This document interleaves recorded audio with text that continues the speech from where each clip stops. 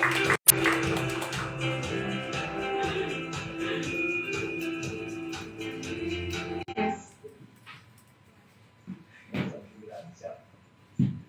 yang saya hormati rekan-rekan media, ya, para partner, kemudian juga jajaran manajemen Pinhome, Pak Alif yang ada tamu kita pada siang hari ini juga yang akan berbagi insight dan pengetahuan mengenai tren properti, prospek properti tahun 2023 ini, dan pastinya Pinfans yang saya cintai dan banggakan.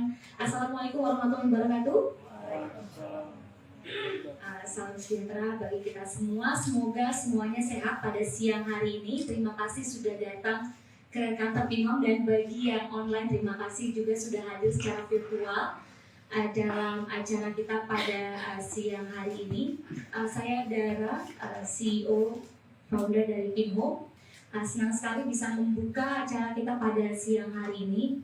Mungkin saya cuma mau berbagi sedikit cerita bagaimana Pinhome bisa ada dan perjalanannya hingga hari ini di usia yang 3 tahun gitu ya.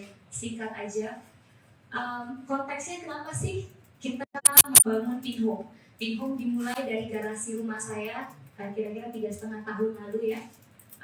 Selama 6 bulan kita bootstrapping. Nah ini bahasanya anak startup ya, bootstrapping itu artinya membangun menggunakan uang sendiri gitu, secara ala kadarnya apa adanya, dari garasi rumah, berawal dari tim yang berjumlah 5 orang menjadi 10 hingga sekarang menjadi 450 orang.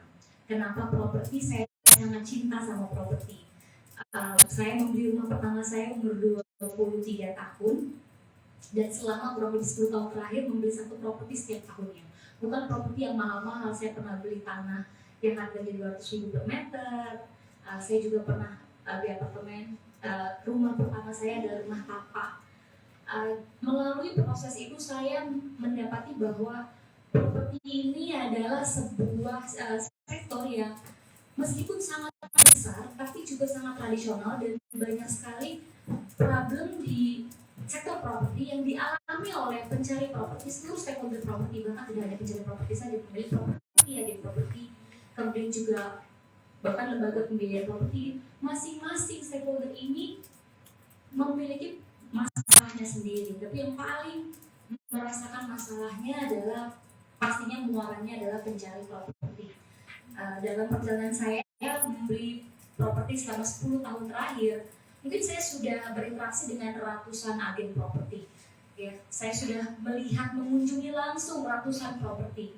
Saya juga sudah, kalau dari sisi pencarian secara online, mungkin saya sudah melihat ribuan properti ya, dari berbagai kanal-kanal digital ya, dari mulai sosial media juga. Sebelum adanya Pinhome, ada properti portal pastinya yang pernah saya coba juga gitu. Saya sudah berinteraksi dengan belasan bank. Saya sendiri sekarang sudah punya 4 KPR di berbagai bank. Nah, proses itu saya lalui, dan selama 10 tahun dari mulai saya umur 23 tahun sampai hari ini, ternyata problemnya belum banyak berubah. Dan itulah yang akhirnya membuat kita merasa sangat bersemangat gitu ya, untuk membangun Pinhome. Visi kami adalah untuk membuat kepemilikan rumah bisa dijangkau oleh semua orang Indonesia dan semua UKM Indonesia gitu. Dan misinya bagaimana? Misinya bagaimana cara mencapai visi tersebut adalah dengan cara mendigitalkan 3 hal. Pertama, digitalisasi informasi properti ya. Cari listing kenapa sih bisa online? 90% listing masih offline. Informasinya tidak ada di kanal properti manapun. Terlepas dari sudah banyak sekali pemain-pemain digital di sektor properti. Yang kedua, digitalisasi pembiayaan properti. Kenapa sih kalau cari-cari informasi KPR mengajukan aplikasi KPR tidak bisa online gitu ya. Dan yang terakhir, transaksi properti. Orang bilang kok properti bisa ditransaksikan online? Mana mungkin. Memang tidak mungkin seluruhnya ditransaksikan online, artinya proses dari mencari sampai akad, dari awal sampai akad, itu tidak seluruhnya bisa online. Ada tetap 2 hal yang harus dilakukan secara offline, yaitu kunjungan properti. Kita pasti ingin lihat propertinya seperti apa, lingkungannya seperti apa, ya kan?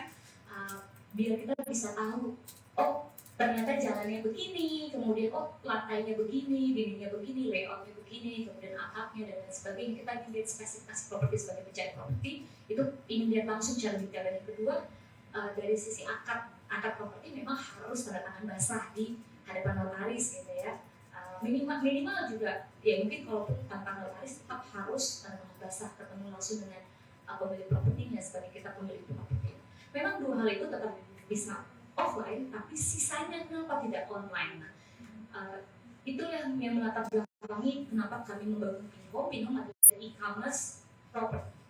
Tagline kami adalah memfasilitasi transaksi jual beli sewa properti dari awal sampai akhir.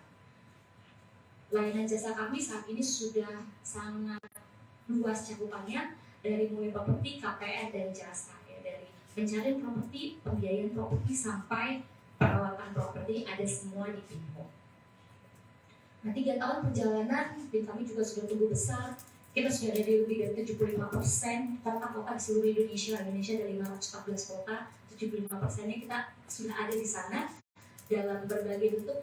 Minimal dari sisi listing, ada listing Pinhome di sana.